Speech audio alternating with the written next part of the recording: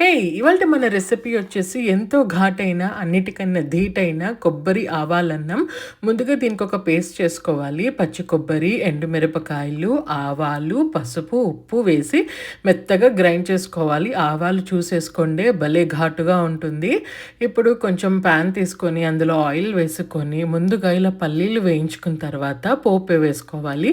మినపప్పు, శనగపప్పు, ఆవాలు, జీలకర్ర, ఇంగువ ఇది కూడా కొంచెం ఫ్రై అయిన తర్వాత ఎండుమిరపకాయలు, కరివేపాకు వేసుకొని మంచిగా ఫ్రై చేసిన తర్వాత, ఇందాక మనం మెత్తగా పేస్ట్ చేసుకున్నాం కదా! ఆ కొబ్బరి, ఆవాల పేస్ట్ అదంతా గూడా వేసుకొని, కొంచెం దగ్గర పడేంత వరకు చక్కగా ఉడికించుకోండి. జాగ్రత్త సిమ్‌లో పెట్టుకోండి. అది చిందుతుంది బయటికి.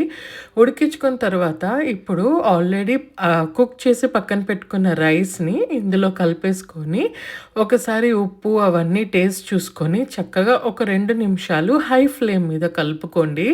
ఎంత ఘాటుగా భలే కొబ్బరి కమ్మతనం, ఆవాలు ఘాటు, ఎండుమిరపకాయలు చురుకు అసలు ఎంత బావుంటుందంటే, ఇది ఆవాలు, ఎండుమిరపకాయలు కాబట్టి కొంచెం వేడి చేసే అవకాశం ఎక్కువుంటుంది. అందుకనే మజ్జిగ, మంచినీళ్ళు తరచుగా తీసుకుంటూ ఉండండి ఐటెమ్ చేసుకున్నప్పుడు.